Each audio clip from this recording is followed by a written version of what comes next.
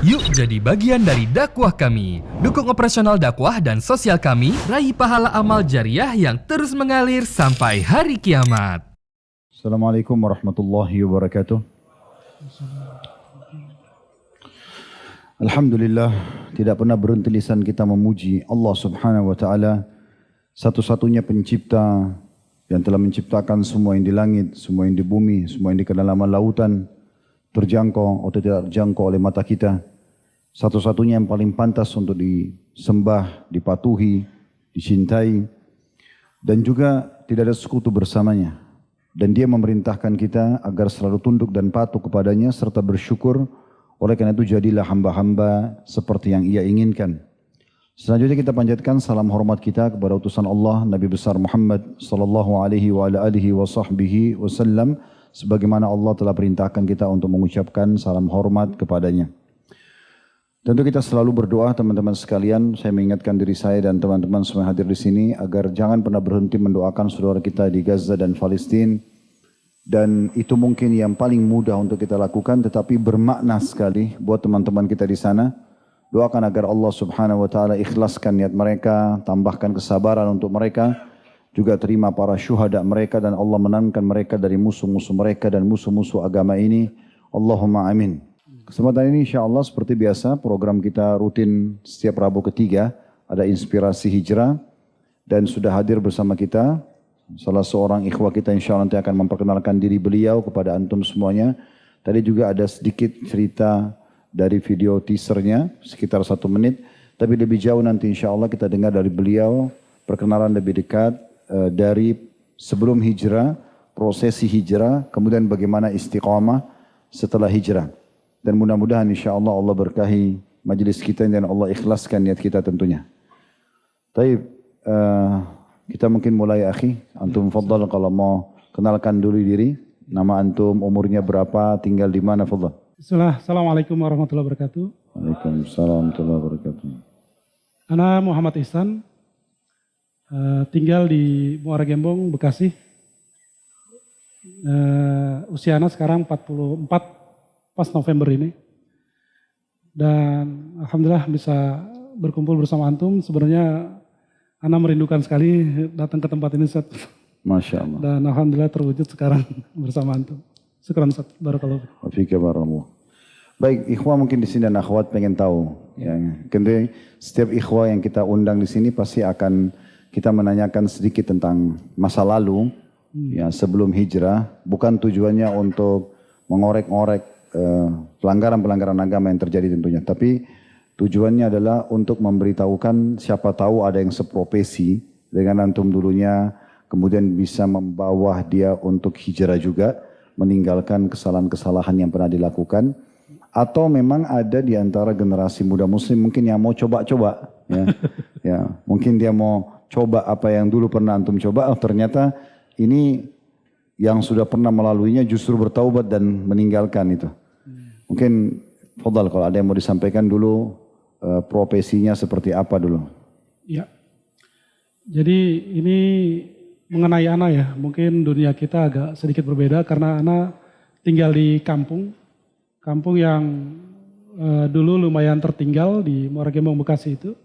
Dan ana pun kehidupannya termasuk kehidupan ekonomi rendah, ekonomi bawah lah gitu ya.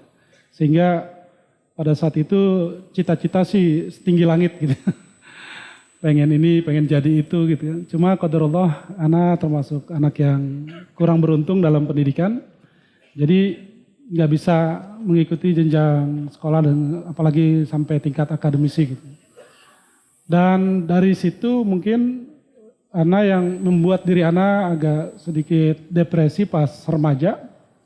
Sehingga bisa dikatakan sebagai remaja yang tumbuh tapi hidup segan mati tak maulah gitu. Nah dari situlah berawal kehidupan anak yang anak lalui, mengambil resiko yang sangat tinggi.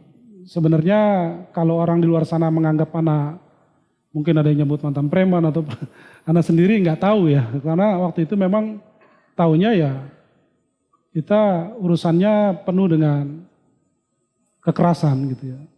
Dari mulai di kampung halaman, terjadi bentrokan-bentrokan secara fisik gitu ya.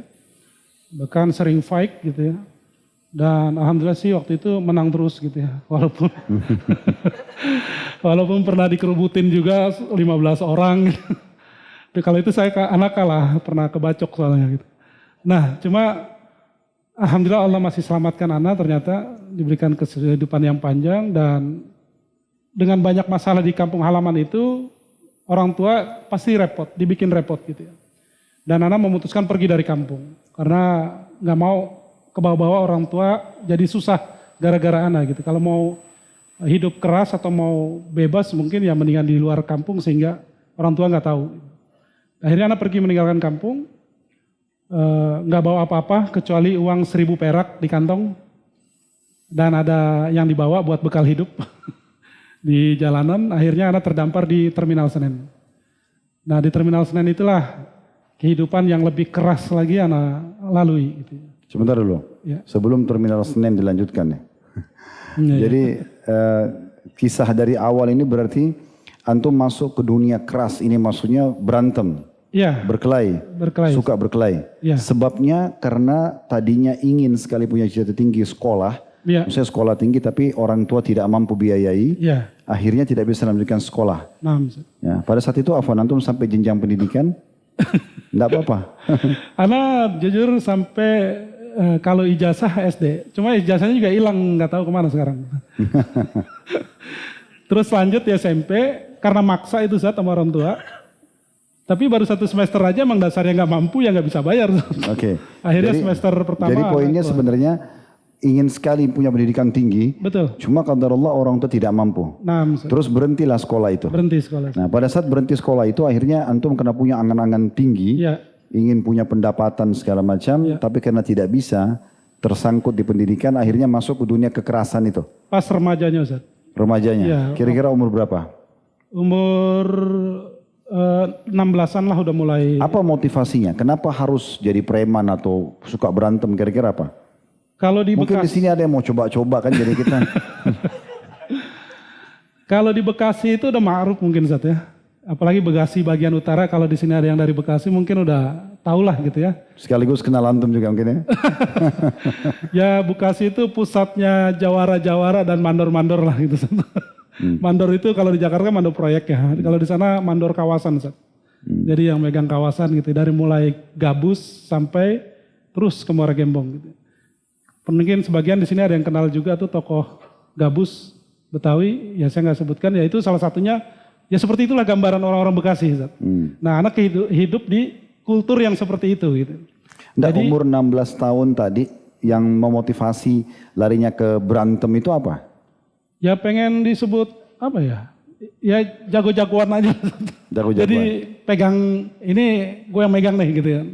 Ya kayak gitu aja Ustaz. Jawara lah gitu ya. Jadi jawara sama jawara ketemu berantem gitu. Betul Ustaz. Terus yang menang jadi penguasa.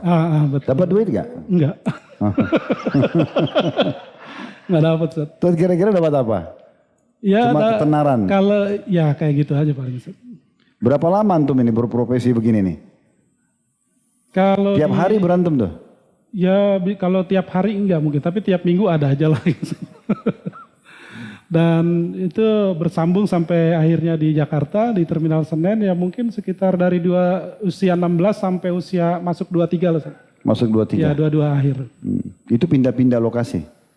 Ya kalau di Jakarta saya memang di Terminal Senen aja. Ustaz. Tapi main juga ke Blok M sini, Sudirman, Tamrin. Berarti ini daerah kekuasaan antum dulu ya? Priok, Pulau Gadung, wah itu udah daerah-daerah kobok-kobokan kita. Untuk dunia ininya saja jalanannya. Baik, itu kan antum jadikan sebagai pelampiasan mungkin ya? Iya. Supaya bisa dikenal, karena tadinya berharap justru berprestasi di pendidikan, tapi karena tidak bisa akhirnya larinya ke situ. Betul Ustaz. Oke, sementara dari 16 tahun sampai 22 tahun itu selain profesi berantem, menguasai lokasi, ini ada pekerjaan lain nggak? Nah, ada Ustaz. Alhamdulillah mungkin mengira kalau premanisme itu cari uangnya dari kekerasan atau apa gitu. Alhamdulillah Ana dijaga dari itu Ustaz. Jadi nggak cari makan lewat boleh nakut-nakutin orang gitu atau nodong orang apalagi alhamdulillah. Alhamdulillah enggak. Kita ada profesi yang sebenarnya sih malu kalau diceritain. Kita dulu apa ya, entertain jalanan juga lah Ustaz. Jadi nyambi Ustaz. Ngamen jadinya. Iya betul. Kalau buat makan ya dari situ sampai akhirnya punya penghasilan lumayan karena udah dipanggil ke hotel, ke restoran gitu Ustaz. Ke ya beberapa tempat. Maksudnya sementara dari umur 16 sampai 22 yang tadi menguasai wilayah-wilayah jadi preman di situ, itu sekalian juga nyanyi-nyanyi gitu. Iya betul Ustaz. Di entertain juga Ustaz. Terus dari jalanan sampai menjadi penyanyi yang dipanggil di hotel. Ya dipanggil Ustaz. Jadi ya mainnya tadinya di bus gitu kan, mainnya di hotel, di restoran. Itu umur berapa? Umur dari 19 sampai 22 akhir lah. Oke. Sekarang pas umur 22, itu masih berlanjut atau kenapa dipatok di angka 22? Memang di situ berhenti atau seperti apa? Ya sebenarnya enggak Ustaz. Kalau di entertainnya enggak berhenti karena memang darah daging tumbuhnya dari situ waktu itu Ustaz. Tapi kalau di dunia kekerasannya sama kehidupan bebasnya gitu ya, Ana berhenti pas di usia 22 akhir itu Ustaz. Oke, sekarang coba kira-kira ikhwat dan akhwat bisa tahu yang membuat antum berhenti dari tadinya antum menjadikan profesi berantem, kuasai wilayah, itu apa yang mendorong, apa yang motivasi, kenapa bisa berhenti? Takut mati Ustaz. Oh takut mati, masih takut mati juga? Takut mati saat itu Ustaz. Anda kira preman sudah nggak takut mati? Ya waktu itu iya sebelumnya, tapi saat itu nggak tahu, jadi takut mati Ustaz. Jadi pas situasi yang luar biasa saat itu, dalam satu hari itu, pengaruh yang ya begitulah kehidupan bebas gitu ya. Datangnya kalau anak dulu bilang parno gitu Ustaz. Nah pas paranoid itu takutnya bukan sama musuh atau sama polisi gitu kan, kita emang incarannya itu gitu Ustaz. Kalau teman-teman saya kan udah banyak yang mati gitu ya, kalau nggak mati berantem ya overdosis atau ditembak polisi gitu. Cuma 3 itu? Cuma 3 itu Ustaz. Kalau nggak mati ya gila gitu. Nah jadi pada saat itu Anda berpikir ke situ. Berarti rata-rata orang yang berprofesi seperti antum, matinya kalau bukan ditembak polisi, overdosis, atau dibunuh. Dibunuh oleh orang. Lawan. Atau gila tadi. Atau gila. Cuman itu aja? Iya. Nah itu jadi tidak usah pilih itu profesinya. Karena sudah disimpulkan. Dan itu real Ustaz. Hah? Real. Itu real? Real. Oh Masya Allah. Oke. Jadi ya dari situlah Ana berpikir takut mati kayak teman-teman yang udah mati gitu Ustaz. Ya dan batin bergejolak gitu ya. Batin bergejolak. Itu di umur 22 tahun? Di umur 22 tahun. Okay. Terus? Dan saat itu ya Ana harus ngambil keputusan. Karena pernah Ana waktu parno itu takutnya ya itu tadi bukan sama musuh atau sama polisi tapi sama Tuhan gitu. Dan mati gitu. Dan kematian. Dan itu lagi apa ya? Lagi dalam kondisi lagi itulah gitu ya. Jadi parnonya itu kayak gitu Ustaz. Akhirnya Ana saat itu wudhu Ustaz. Padahal sembari sempoyongan Ustaz. Sebentar loh, biar ikhwah tahu. Ini bukan masalah menyebutkan satu kesalahan, tidak. Ya. Maksudnya munculnya rasa takut antum dengan mati, antum dalam kondisi? Ya kayak gitulah Ustaz. Kondisi 2 hari 2 malam gak tidur Ustaz. Oh iya. Ya pengaruh itu. Mabuk berarti? Ya kurang lebih. Baik, berarti dalam kondisi beliau tidak sadarkan diri gitu kan? Separuh gak sadar tuh. Ya, terus kemudian tiba-tiba muncul rasa takut mati tadi. Ya, jangan sampai itu dalam kondisi overdosis terus mati seperti teman-teman itu. Ya. Oke, itu yang mendorong khawatir mati nanti. Jangan sampai ketemu Allah dalam kondisi berdosa begitu. Betul Ustaz. Tiba-tiba aja muncul begitu? Tiba-tiba itu Ustaz. Langsung anak tinggal tuh teman-teman semua lagi pada kumpul di terminal. Anak masuk ke dalam kan ada musolah di Pasar Senen Dalam itu ada perkampungan, itu ada musolah Al-Hikmah namanya. Nah itu anak langsung ambil wudhu di situ. Langsung sholat Ustaz. Sholat dalam keadaan masih compang-camping, masih celana sobek-sobek, rantai masih di mana-mana gitu Ustaz. Ya kuping, hidung masih tindikan semua. Jadi sholat sembari sempoyongan, ya alhamdulillah saat itu nggak diusir sama imam musolahnya gitu. Dan alhamdulillah pada saat sadarnya. Tapi tata cara sholat semua sudah tahu sebelumnya? Belum. Jadi sholatnya gimana? Ya ngeliat orang sholat aja gitu. Oh, cuma ikut gerakan? Iya. Oh. Taunya begitu ya udah. Walaupun waktu kecil kan pernah dia ngeliat atau diajarin tapi kan nggak mendalam. Itu di umur 22 tahun tuh? Iya, umur 22 tahun akhir. Oke, malam itu berarti atau hari itu mulai antum merasa bersalah sama Allah, menyesal terus mulai langsung tiba-tiba sholat? Iya, pengen sholat aja bukan. Tapi masih jalan itunya Ustaz. Pelanggaran agama masih jalan? Masih jalan. Sholat ya sholat, ya itu gitu. Dan nggak lama, 2 bulan hancur lagi, lebih parah. Bahkan ya ya akhirnya nggak sholat sama sekali gitu. Sama sekali nggak sholat. Karena lingkungan. Ya lingkungan, terus juga kan cuma modal mau gitu Ustaz. Pengen gitu. Pengen bener, tapi nggak ada ilmu gitu Ustaz. Jadi nggak ada motivasi apapun gitu kan. Cuma pengen bener aja gitu kan. Maksudnya lebih parah itu setelah 2 bulan betul-betul tinggalin sholat, terus dosanya terus lebih parah lagi dari sebelumnya gitu. Iya betul Ustaz. Itu sering saya sampaikan teori di agama, dalam agama itu biasanya satu paket tuh. Orang kalau sudah mulai mabuk, nanti akhirnya dekat dengan zina, dekat dengan bunuh, dekat dengan mukul, berantem, itu betul nggak? Iya betul Ustaz. Secara teori agama antum kan di lapangan nih. Iya betul. Ya. Ya sebagaimana orang kalau di majelis ilmu duduk ngobrol kan dengar pengajian, habis itu bubar mungkin saling makan traktir cari pahala, saling mengingatkan lagi besok jadwal pengajian, kan kayak satu paket seperti itu ya. Nah, Taib, selanjutnya setelah itu abang saat antum sudah 2 bulan tuh tinggalin lagi abang, apa yang memotivasi antum kembali lagi? ya batin masih bergejolak Ustaz. Rasa takut makin tinggi gitu. Terus? Dan suatu hari ya lagi, Ini semua masih di umur 22 tahun ya? masih 22 tahun Ustaz. Pertengahan lah gitu. Ini cerita masih panjang ini karena beliau sekarang 44 tahun. Jadi masih ada 20 tahun. Masya Allah. Ya. Iya. Jadi pas suatu hari juga tuh Ustaz, lagi parah-parahnya juga, lagi parah dah pokoknya. Kalau bahasa anak saat itu lagi bego-begonya lah gitu Ustaz. Anak di pojokan pasar Senen Dalam itu, di kampung Senen Dalam, duduk di sudut gang gitu. Nah tiba-tiba teman anak yang udah hijrah duluan tuh pulang, mungkin habis taklim gitu ya, bawa kitab Al-Quran terjemahan, sama kitab... Ini preman juga dulu? Iya. Preman yang sudah tobat? Iya. Pulang dari pengajian bawa Al-Quran terjemahan? Iya, ya teman terminal lah gitu. Iya. Tapi sudah lebih dulu hijrah? Iya udah hijrah duluan. Lewat depan antum? Lewat depan anak, terus... Antum lagi nongkrong sama teman-teman yang... Ya, lagi ada 3 orang lah. Masih lagi menikmati itu Ustaz.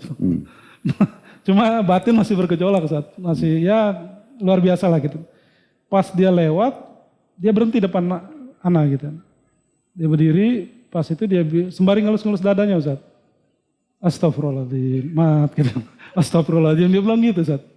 Sambil manggil nama antum? Iya. Siapa nama antum? Nama kerennya dulu siapa? Mat Gembong Ustaz. Karena dari Muara Gembong itu. Iya. Nah, astagfirullahaladzim mat gitu. Sembari ngelus-ngelus dada, istighfarnya udah jadi banget lah dia gitu. Mungkin ada berkah juga nama antum Muhammad ini ya. Alhamdulillah. Nah, pas itu anak marah itu, Ustaz. Marah murka banget anak. Antum marah sama orang itu? Sama dia gitu. Kena nasihatin? Ya karena istighfar depan anak ngelus-ngelus dada. Astagfirullahaladzim mat. Begitu, anak marah jujur gitu. Sampai ya anak gak pukul semua, anak tunjuk mukanya gitu kan. Lu saksiin ya, lu terakhir lihat gua kayak gini, sembari nunggu ke atas gitu. Lu terakhir ngeliat gua kayak gini, saksiin nih. Gitu. Nah malam itu juga. Berarti antum bukan marah sama dia gitu. Iya. Kalau antum gitu kan berarti antum berterima kasih sama dia. Iya harusnya. Kan kamu jadi saksi mulai hari ini saya berhenti gitu. Iya. Oh Masya Allah. Terus? Lu terakhir ngeliat gua kayak gini. Berarti gitu. dahsyat sekali istighfarnya dia itu. Iya Masya Allah. Semoga Allah berikan dia hidayah. Cuma lulus dada astagfirullah antum taubat. Nah. Iya Masya Allah. Oke, terus? Nah akhirnya malam itu juga anak jualin semua tuh sound system, gitar listrik dan yang lainnya gitu ya. Kenapa dijual? Ya butuh uang buat pergi besok. Untuk kemana maksudnya?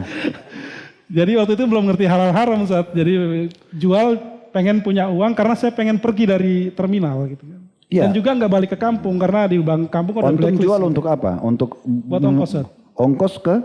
Waktu itu saya ke Jawa Barat, tepatnya di Tasikmalaya. Untuk apa? Memulai hidup baru? Nah itu, jadi sebenarnya di gejolak batin yang luar biasa besar itu, Ana punya keinginan pengen lahir lagi dari nol gitu. Cuma kan kalau lahir dari rahim ibu kan nggak mungkin. Cuma Ana berpikiran, Ana datang ke satu tempat yang di situ orang nggak tahu siapa Ana sebelumnya gitu.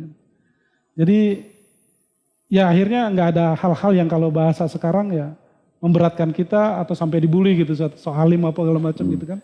Jadi Ana pengen dapat satu tempat yang Ana bisa mengawali semua kehidupan Ana dari nol lagi di situ. Itu esok harinya langsung? Besok langsung. Setelah antum tunjuk orang tadi? Iya betul Ustaz. Jadi Ana punya uang, hasil jual cepat semualah yang penting punya uang gitu ya. Terus ke Tasik. Anak ke Tasik. Dan itu pun masih bawa satu gitar akustik Ustaz, buat nyambung hidup maksudnya. Sama pakaian seadanya gitu kan. Nah anak pergi besok. Dan gak punya tujuan mau kemana gitu kan. Yang penting pergi aja. Kenapa anak ke Tasik? Ya ada salah satu kenalan warung. Kalau di terminal kan biasa ada warung-warung makan ece Tasik gitu ya.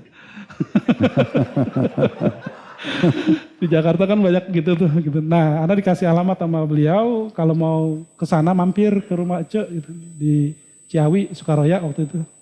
Akhirnya ya bawa alamat itu doang udah set.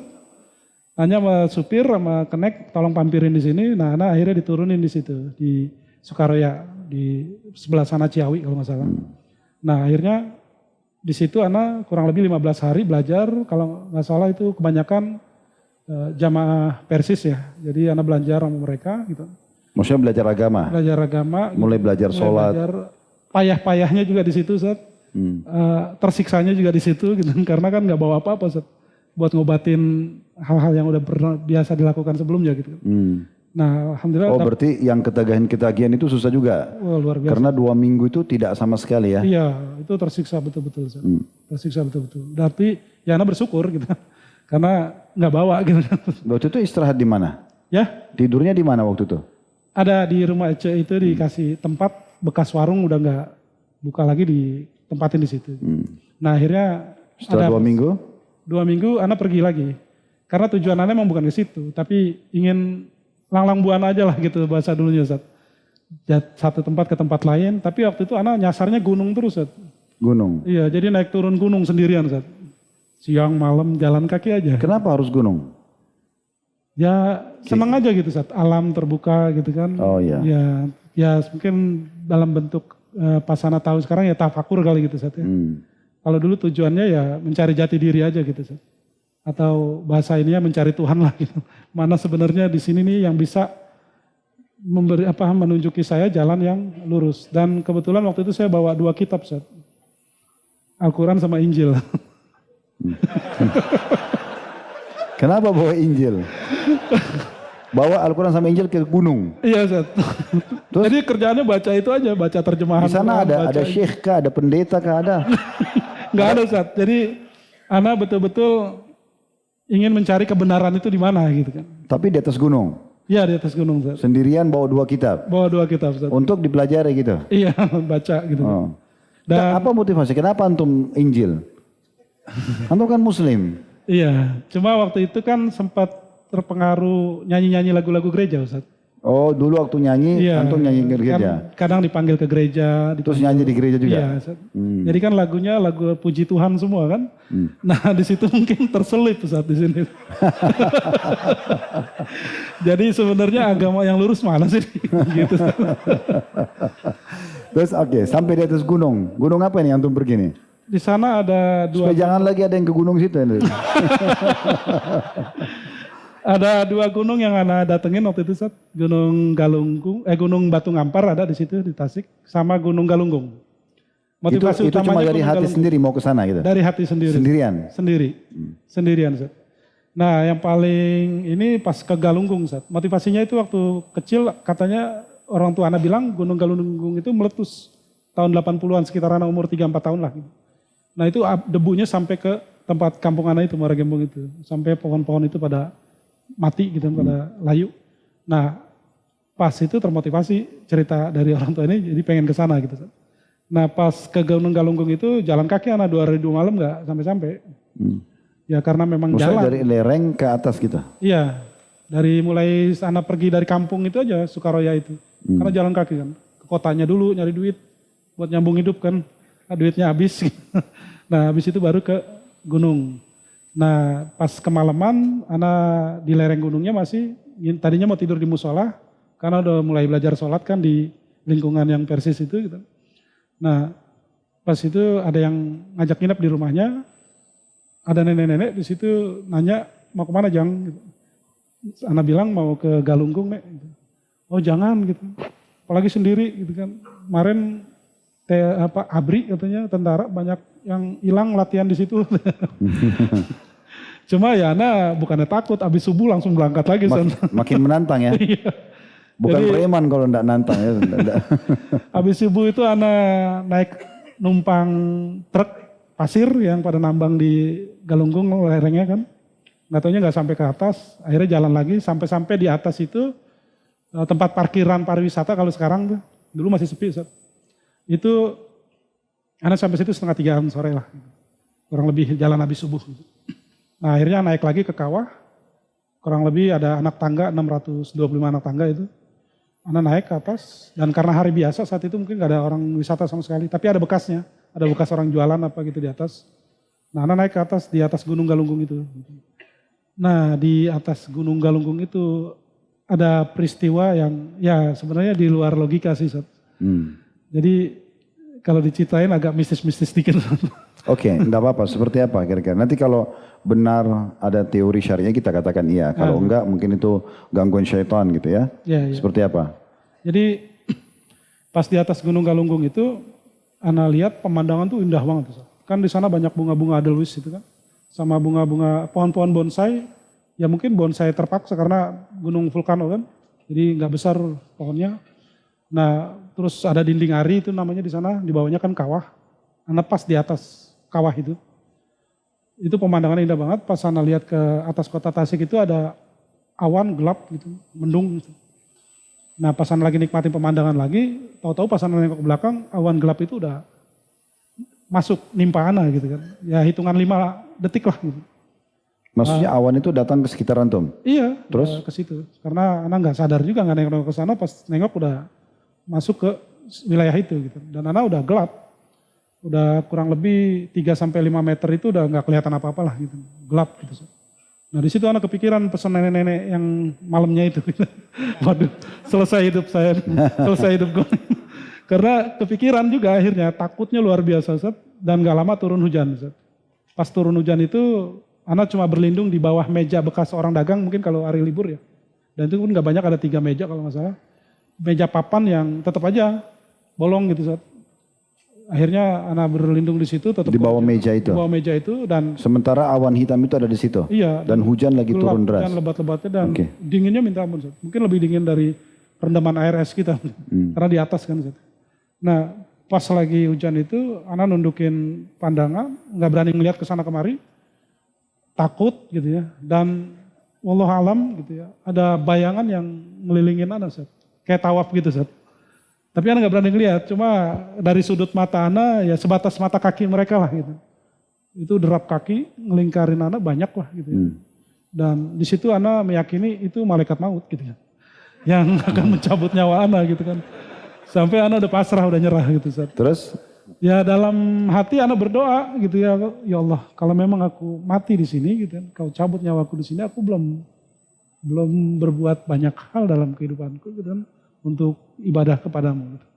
Tapi kalau sekiranya memang kau cabut nyawaku saat ini ya aku pasrah gitu. Dan mengalami kematian kan hampir mati gitu Ustaz. Ana bukan sekali 2 kali Ustaz.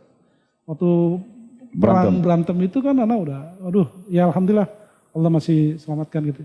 Nah pada saat itu kurang lebih mengalami hal yang sama, cuma bukan berantem gitu Ustaz. Tapi dikepung bayangan-bayangan itu yang seakan-akan anak itu melihat atau meyakini itu malaikat maut gitu kan, yang siap nyabut nyawa anak gitu. Akhirnya ya anak dalam hati berdoa seperti itu. Namun sekiranya Allah memberikan kesempatan anak buat hidup gitu ya, ya anak berjanji gak akan balik lagi ke dunia sebelumnya gitu. Dunia, Jadi ke pelanggaran agama enggak lagi? iya. Terus setelah itu? Terus itu Hilang enggak awan hitam itu? hilang Ustaz, alhamdulillah. Tapi gak lama hujan lagi lebih besar lagi Ustaz. Dan lebih lama lagi, dan anak pasrah, mungkin udah sempat pingsan kali, karena anak sempat menganggap anak udah selesai gitu. Pas bangun, soalnya anak megang kulit anak gak kerasa gitu kan. Pas itu anak ingat ada teknik gosok-gosok ini kan, pernah naik gunung berapa kali sama teman-teman ke Gunung Gede, Pangrango, sama teman terminal. Pas anak gosok-gosok ternyata lama-lama hangat gitu Ustaz. Pas anak pegang, oh masih kerasa. Dan bersyukur banget di situ Ustaz. Dan anak keluar langsung dari meja, baru berani keluar anak Ustaz. Dan di situ anak ajan sendiri, anak qomat sendiri, anak sholat khauf di situ Ustaz. Sholat dengan rasa takut luar biasa gitu ya. Tapi pemandangan habis itu indahnya luar biasa. Indahnya kalau habis hujan kan clean Ustaz ya. Nggak ada satu awan pun lah gitu ya. Itu pemandangannya lebih indah. Akhirnya pas itu Ana sujud lagi. Berarti malam itu nginap di gunung itu? Malam itu nginep di gunung itu. Ini sampai besok? Sampai besoknya baru. Sholatnya tadi sholat apa? Sholat pas sholat Waktu asar. subuh, asar. Oh subuh ya di situ semua. Nah, dan melewati malam itu juga luar biasa gitu.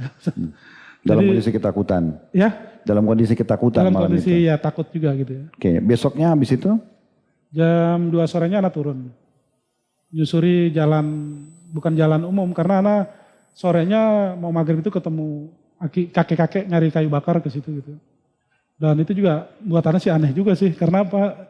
Kampung sampai sekarang juga dari atas itu ke kampung itu kurang lebih 5 sampai 7 kilo lah gitu. Kok aki-aki naik ke situ nyari kayu bakar dipikul lagi gitu kan. Cuma dia ngasih makan ke Ana gitu. Karena Ana tanya di situ ada warung nggak kayak gitu. Nggak ada di sini Jang gitu kan.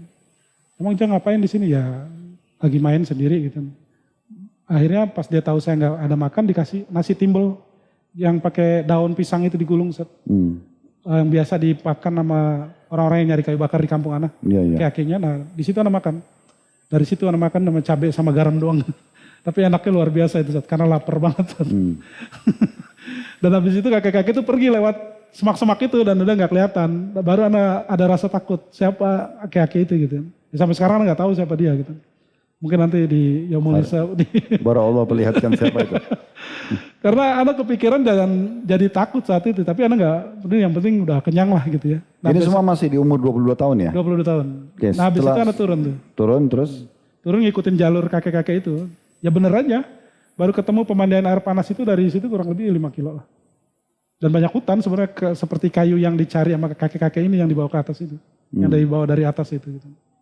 Nah habis itu Ana pulang. Gak lama masih melanglang buana lagi Zat. Terus ke Jakarta. Pulang. Dan udah. Komitmen udah. Tetap pas pulang ke Jakarta itu ditawarin macam-macam Zat. Seperti kehidupan sebelumnya gitu. Dan alhamdulillah nah, Sama teman-teman di terminal? sama teman-teman gitu. Tapi antum sudah tidak mau sentuh lagi? Udah gak mau, tapi tetap nongkrong sama mereka. Dan pada suatu malam ada pesta besar gitu ya, bareng-bareng di terminal itu. Mereka ngajak saya lagi, nyuguhin lagi, sampai ada yang maksa. Dan jujur ya. Saat itu saya nangis gitu. Hah? Nangis karena dipaksa gitu. Nangis saking menahan diri gitu. Menahan diri bukan karena takut mereka gitu, tapi menahan diri untuk tidak menggunakan itu lagi. Karena desakannya udah luar biasa gitu. Sampai saya bilang ke mereka, apa karena gue udah gak pakai kayak gini lagi, lu udah pada gak nganggap teman sama gue gitu. Nah pas saya ngeliat saya nangis, mereka juga nangis saat melukin semua gitu. Jadi Ada juga cerita begini di alam preman ya? ya Ada juga aneh peluk-pelukan. iya, ada Zat. Dan solidaritasnya lebih tinggi Zat, kalau udah di jalanan. Nah itu berpelukan Zat. Dan akhirnya semua pada pelukan lah melukin Ana. Ya udah lu tetap sahabat kita gitu. Lu tetap teman kita. Cuma makin hari hati makin gak nyaman Zat. Makin Gak nyaman sama mereka? ya nggak nyaman dengan situasi seperti itu gitu kan. Duduk ke mereka. Karena situ masih banyak minuman, iya, masih betul. banyak pelanggar-pelanggar agama. Iya. Oke. Sampai bertambah hari jasad raga di situ tapi jiwa udah nggak ada kayaknya gitu Zat. Udah nggak ada ini Keinginan untuk duduk. keinginan untuk duduk. Pengennya di masjid, di musola gitu kan. Ikut taklim, datang ke Keramat waktu itu saat Yazid Jawas kalau nggak salah, terus ke Masjid Istiqlal gitu kan, ke Islamic Center, ya pengennya kayak gitu Zat. Jadi sampai akhirnya betul-betul ya nggak nongkrong lagi sama mereka gitu. Cuma ketemu ya saling sapa aja gitu. Itu di umur masih 22 semua? Masuk 23 Zat. Masuk 23. 23. Terus habis itu apa? Yang antum tekuni apa profesinya? Ini sudah mulai transisi pindah, Iya. ya. Mulai lebih suka majelis taklim, mulai masjid gitu ya. Nah, Zat. Terus untuk menjadi income pendapatan? Pas itu masih ini Zat, masih tetap entertain. Nggak berhenti itu Zat. Berhentinya cuma bergaulnya doang, tapi kalau entertainnya masih manggung sana sini gitu kan. Nah sampai akhirnya alhamdulillah Allah berikan petunjuk dari cari kertas ketemu nggak sengaja itu Zat. Di mana itu? Di terminal Zat. Di terminal? Iya, nggak tahu bekas bungkus kopi atau apa gitu kan. Ketemu pas Ana pungut bareng sama teman waktu itu. Dia udah mulai hijrah juga. Nah pas kita baca ternyata isinya hadis larangan itu musik. Bahwa suatu hari akan ada sebagian umatku yang menghalalkan khamar kalau nggak salah ya, minuman keras. sutra. Dan alat-alat musik gitu. Nah itu kita kaget, kita bawa kertas itu ke kajian Ustaz. Kita bawa-bawa gitu. Dan kita serahin ke Ustadz, bener gak ini Ustaz hadisnya? Sahih gitu. Terus gimana hukum musik Ustaz? Udah jangan nanya dulu, kita ngaji aja dulu yang lama. Nah alhamdulillah waktu itu ya dalam arti beliau gak langsung saklek. Padahal Ustaznya keras banget Ustaz. Saklek banget saat itu gitu. Tapi pas anak nanya itu disuruh ngaji dulu. Biar rutin nanti kamu tahu sendiri gitu. Akhirnya rutin tuh ikut pengajian? Ya rutin. Oke. Sampai umur berapa nih? Antum waktu itu masih bujang, belum nikah? Masih bujang Ustaz. Masih bujang. Menikah di umur berapa? Umur 25 Ustaz. Umur 25. Ya. Berarti setelah hijrah ya? Ya, ninggalin total musik itu di 4 bulan sebelum nikah. Anak berhenti total. Oke, sekarang sudah menikah nih, umur 25. Ya. Apa yang antum tekuni setelah itu? Selain sudah antum mulai ikut taklim, sudah menjaga sholat waktu itu ya? Nah. Oke, apa yang antum jadikan sebagai sumber pendapatan antum? Sebelum nikah, Ana udah mulai belajar dagang Ustaz. Tapi masih di jalanan Ustaz. Belajar ngasong. Dari ikhwan-ikhwan yang juga profesinya ngasong. Ana belajar sama mereka, minta diajarin cara jualan gitu kan. Yang akhirnya alhamdulillah Ana ikut mereka belajar dari mulai jualan bolpen, gope 1, 1.002 gitu diplastikin Ustaz. Sampai jualan aqua, gelas di ember. Dan pendapatannya minim sekali gitu, jauh daripada. Oke, sampai sini dulu berarti mulai sudah sampai nikah dan mulai buka bisnis dagang asongan ya, untuk menjadi sumber pendapatan. Kita ambil dulu poin-poinnya ikhwas sekalian dan akhwat. Yang pertama itu tentang masalah bagaimana kasih sayangnya Allah pada hambanya. Karena Allah sejauh apapun seorang hamba itu dari jalannya tetap saja Allah akan berikan peluang untuk kembali. Ada saja sinyal dari Allah SWT. Jadi walaupun kita berbuat dosa sebesar apapun, ada rasa penyesalan, ada rasa khawatir. Mungkin tadi itu yang Akh Muhammad bahasakan, beliau bilang ada gejolak dalam hati. Ya, di awal itu ya. Merasa gelisah dengan perbuatan, walaupun tidak tahu harus buat apa.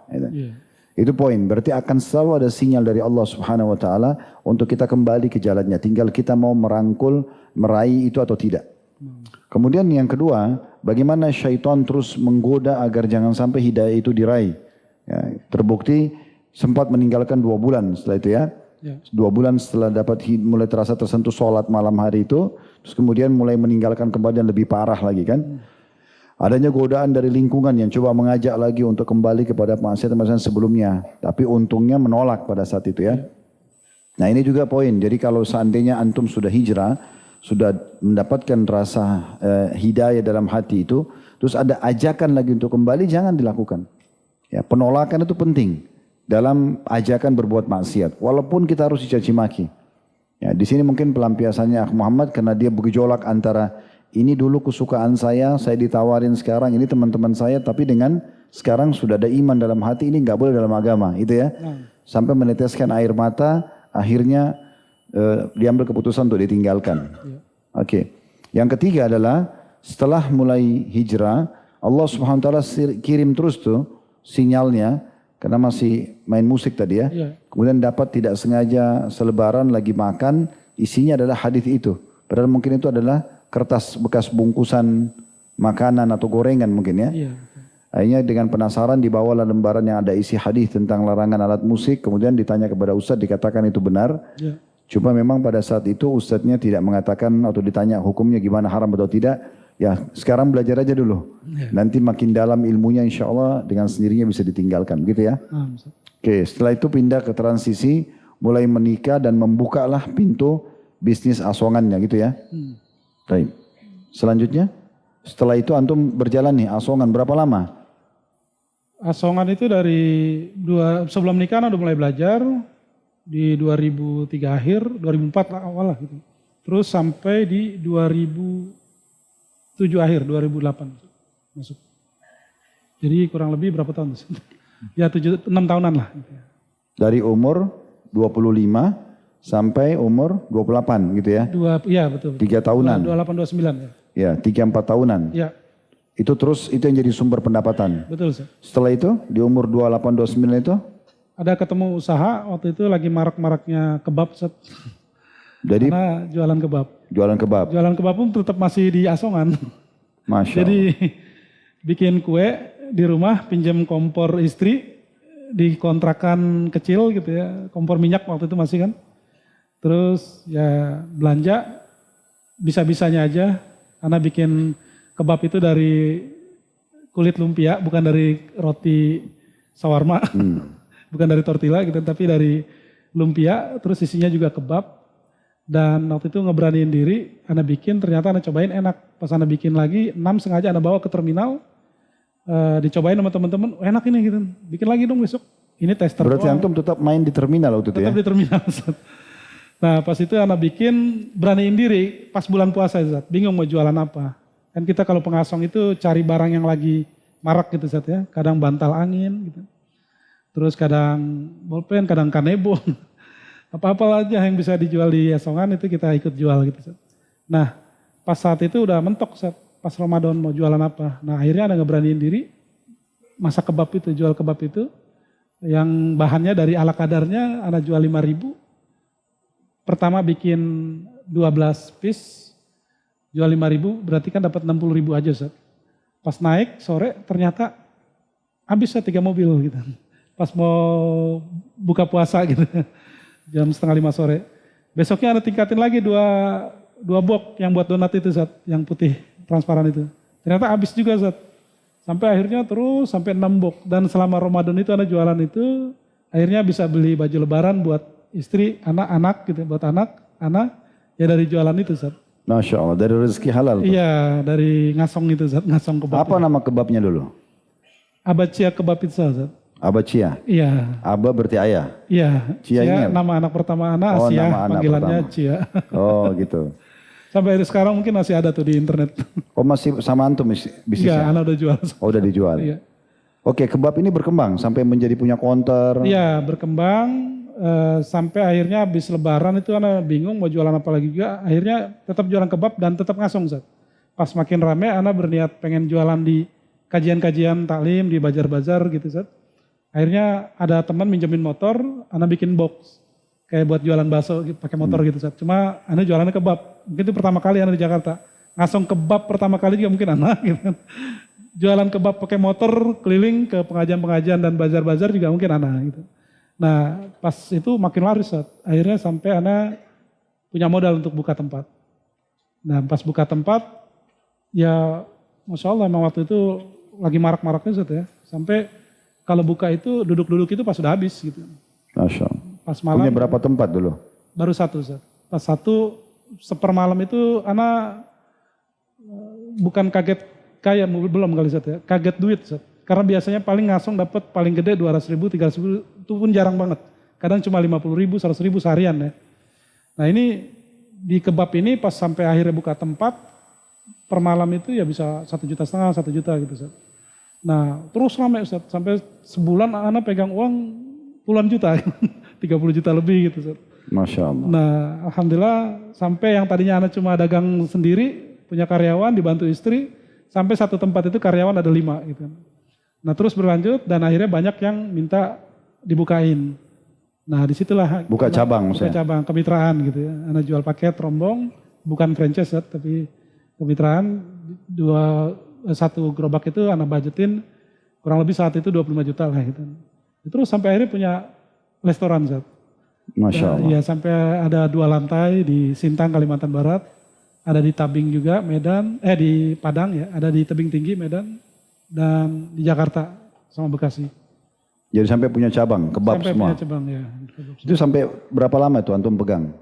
5 tahunan lah Zat. Terus itu dijual? Iya jual. Pindah di bisnis apa lagi? Bisnis ini Zat, seafood. Ana kirim ekspor gitu. Oh, Jadi kenapa kok ada ide ke seafood? Jadi Ana itu begini Zat. Cita-cita lagi kecil kan pengen kaya Ustaz. Jujur pengen kaya. Dan kalau bahasa kasarnya saat itu kalau ingat mungkin Ana termasuk yang dendam dengan kemiskinan Ustaz. Karena gara-gara miskin itu Ana nggak lanjut sekolah gitu. Dan kekurangan lah gitu Ustaz. Akhirnya kalau Ana hitung-hitung di kebab ini persaingan udah sangat ketat sekali gitu. Dan Ana hitung-hitung lagi, wah lama kayaknya gue kalau begini.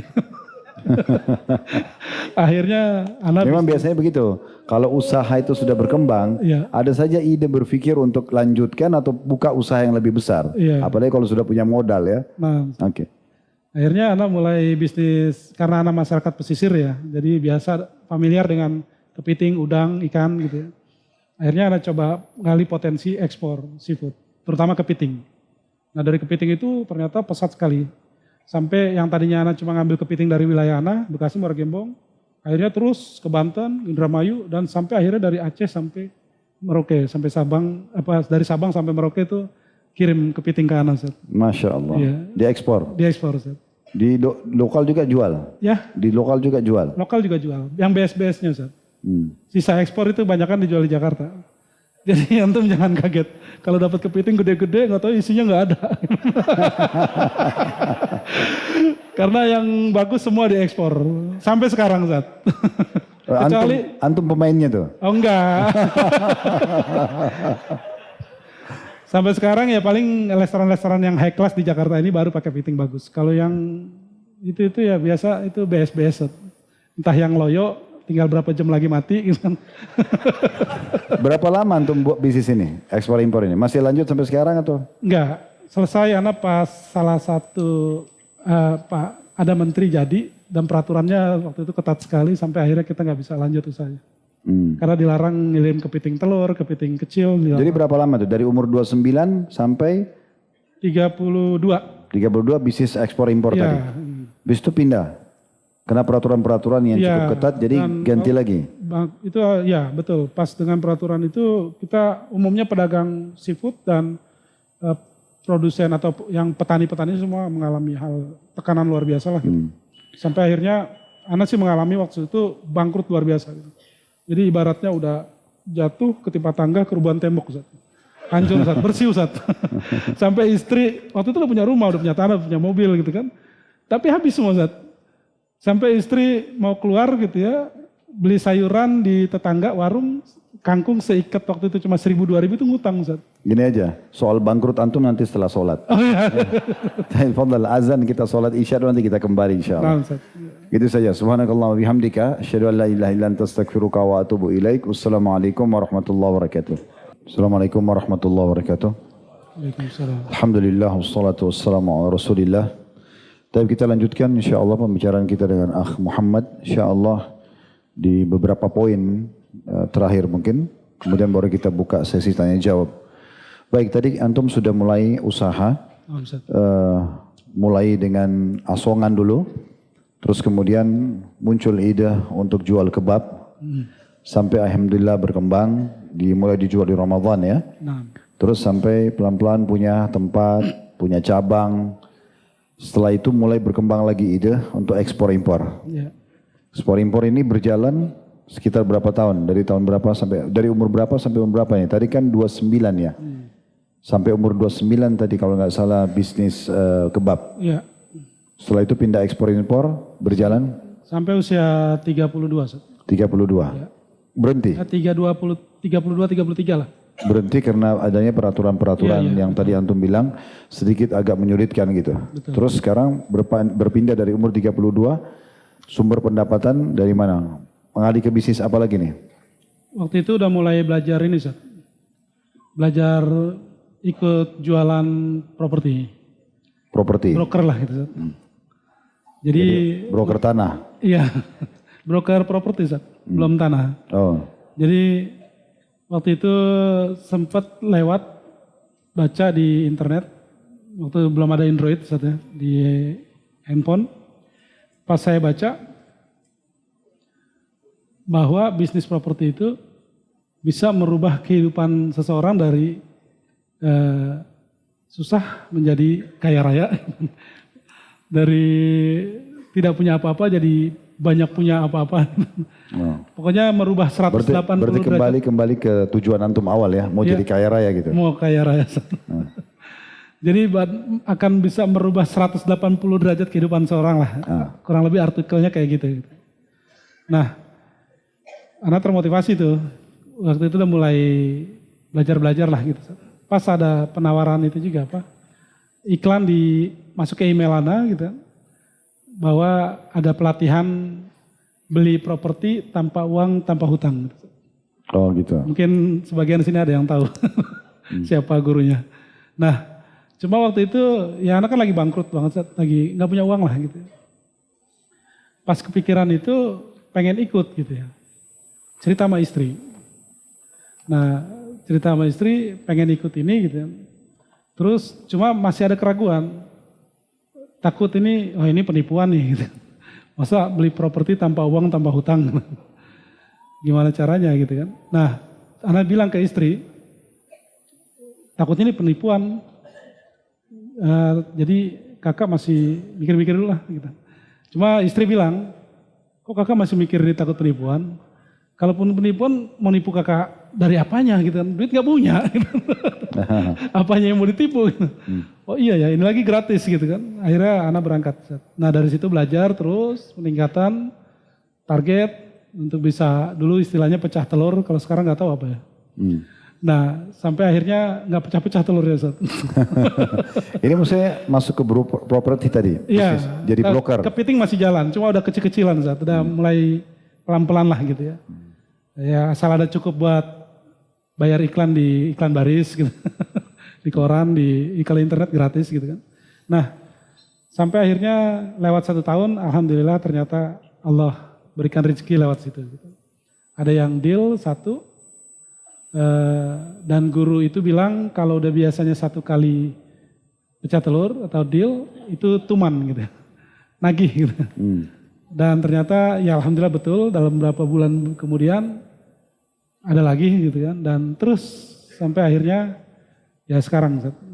Oh berarti masih berjalan sampai sekarang? Masih Ustaz. Itu apa tuh? Jual ruko, jual... Dulu awalnya belajarnya jual ruko, jual rumah gitu ya. Bantu jualin lah gitu tepatnya. Nah cuma anak... Berarti bantu jualin nanti dapat persentase gitu? Iya betul. Okay. Atau akad wakalah gitu Ustaz. Oke, akad wakalah. Kuasa menjual lah gitu ya. Jadi kelebihannya kita, rezeki kita. Nah cuma waktu itu ya sampai saat ini anak nggak bisa jualan ruko dan rumah itu gitu. Ternyata cocoknya di tanah gitu. Nah di tanah alhamdulillah ya beli lagi gitu. Jadi maksudnya untuk jadi wakalah tadi itu bukan cuma ruko sama ini, tapi ya, tanah, di tanah juga. Di tanah juga. Nah dari situlah anak dapat alhamdulillah dapat banyak amanah dari bos-bos tanah lah gitu. Investor-investor yang menitipkan barangnya untuk dijualin. Nah, iya. Kan pemain tanah itu banyak kan generasi-generasi old gitu saat yang umurnya udah 80 tahun, udah 70 tahun. Nah ini kan tanahnya banyak Ustaz. Dan banyak kan mereka juga pengen jual gitu kan. Jadi ya anak kelola gitu Ustaz. Jadi jualin. Antum membuat perusahaan khusus untuk itu? Enggak, masih individu aja Ustaz. Ya nyalo aja lah kasarnya gitu. Nyalo aja dan dari situ kelebihan akhirnya bisa beli sendiri gitu. Dan berjalan terus sampai saat ini. Maksudnya beli sendiri gimana nih? Beli tanah? Beli tanah sendiri. Dari hasil tadi wakalah itu? Nah terus berlanjut ya akhirnya bisnis itulah yang sampai saat ini masih anak jalani. Gitu. Jual beli tanah? Ya kita beli tanah, ada yang minat, harga dapat ya kita jual. Dan kadang kita kembangin sendiri Ustaz. Contohnya seperti sekarang.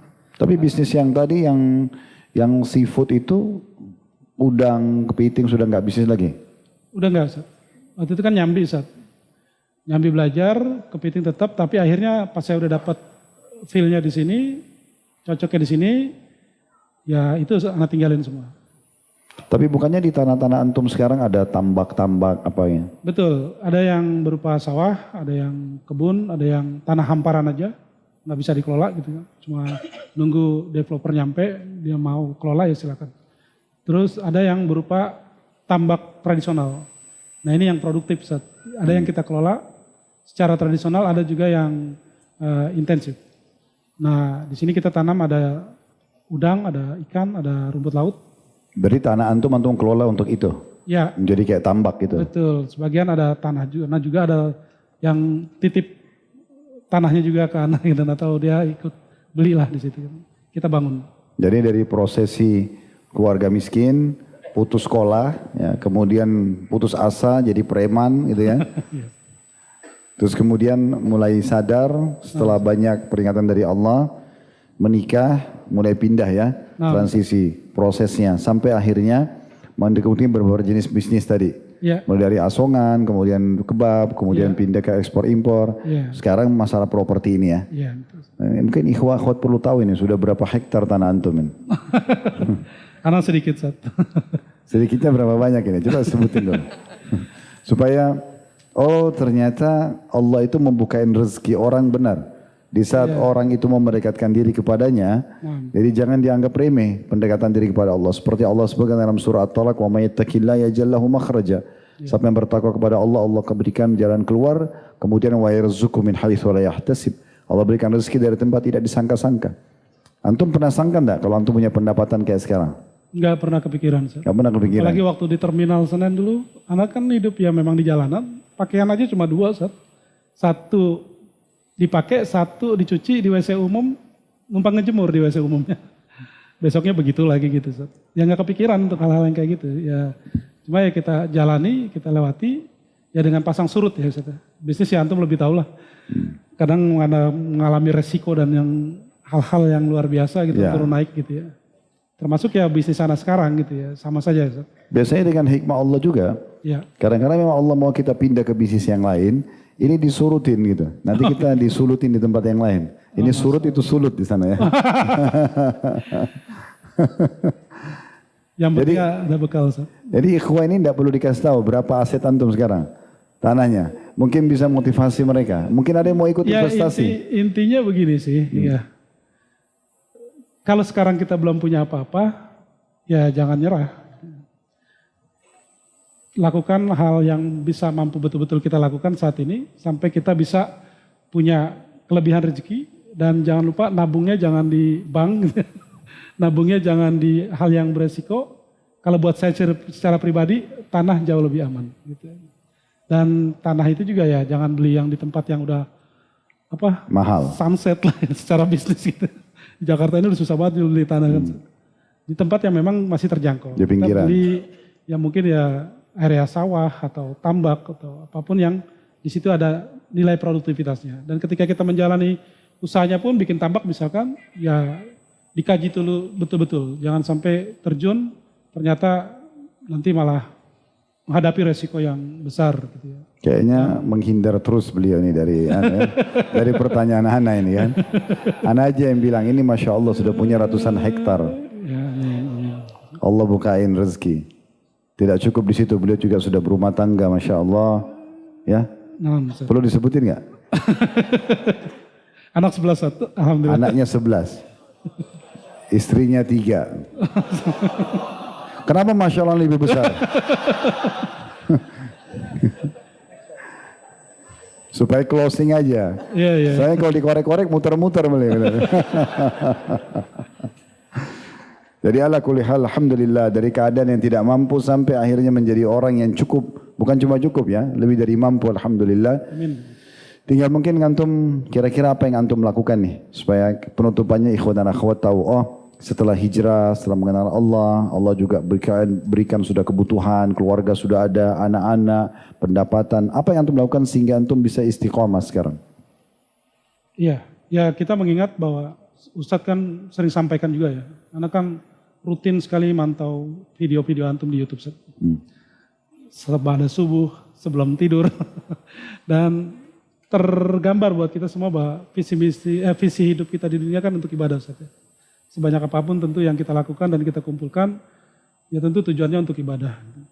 Dan buat anak sih, buat teman-teman atau rekan-rekan atau jamaah semua yang ada di sini, baik ikhwan dan akhwat, kalau belum baratnya tahu dunia yang pernah Ana lewati sebelumnya, ya jangan mikir untuk terjun lah. Seperti yang Ustadz sampaikan tadi. Itu luar biasa. Syukur Ana masih hidup sampai sekarang, yang mudah-mudahan Ana minta doa dari antum semua, supaya diberikan keistiqomahan buat Ana. Karena ya sebagaimana sering kita juga dengar dari Ustadz bahwa sebaik-baik kehidupan adalah ketika kita diberikan akhir hidup yang baik. Yaitu husnul khatimah. Dan impian Ana sekarang cuma itu aja Ustadz. Jadi siap berangkat ke Gaza? Insya Allah Ustadz. Paling depan. Tapi ada poin menarik sebenarnya yang sebelum ini kan kayak dari beliau ya. Ada satu hal yang sempat kami ngobrolin tadi tentang masalah kecemburuan antum pada saat antum melihat orang yang soleh, ya. Tadi antum sempat singgung gitu. Kalau orang yang pakaian rapi, orang yang ibadah, akhwatnya yang Oh, pakai iya. jilbab gitu kan. Betul. Waktu pas prosesi antum hijrah, antum sempat melihat itu ya? Ada kecemburuan Iya. muncul dalam hati. Nah itu pas gejolak batin waktu pengen ya ingin menjadi orang yang lebih baik gitu ya. Ya faktornya diantaranya motivasinya adalah melihat orang-orang yang di depan anak itu yang naik turun bus di terminal gitu kan. Anak kan duduk di trotoar atau di pinggir-pinggir warung gitu. Sob. Ya anak merasa sejuk aja melihat mereka gitu. Sob. Pakaian rapi yang lelakinya pakai pakaian rapi, terus juga kelihatan wajah-wajah solehnya gitu, wajah-wajah damainya. Terus mbak-mbaknya juga yang perempuan itu pakai jilbab rapih gitu ya. Kayaknya teduh melihatnya gitu ya. Sampai ngebayangin kalau gue bisa bener mungkin gue punya istri kayak gini nanti. Bisa. Kayak gitu. Sob. Akhirnya Allah kasih ya? Ya, Alhamdulillah. alhamdulillah. Jadi 3. sebenarnya 3, Masya Allah. Baru ngaku. Insya Allah tambah 1 nanti. Yang terakhir dilamarin sama istri pertama, Ustaz.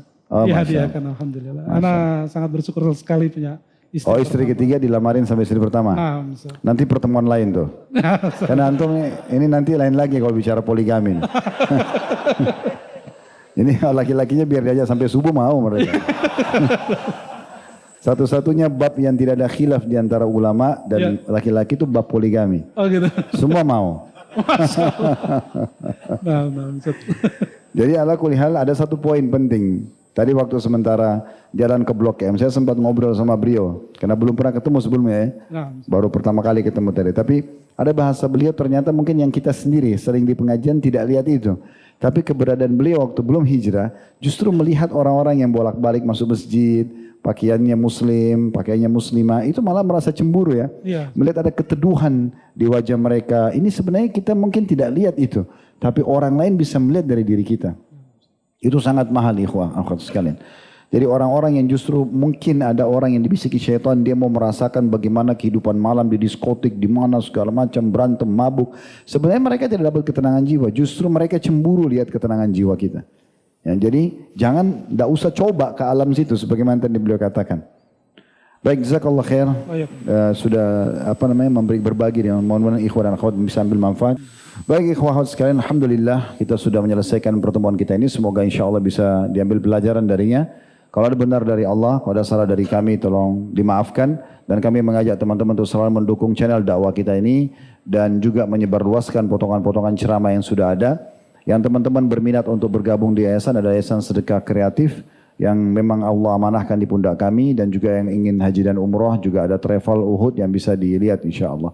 Begitu saja. Subhanakallahumma bihamdika asyhadu an la ilaha illa anta astaghfiruka wa atubu ilaik. Assalamualaikum warahmatullahi wabarakatuh.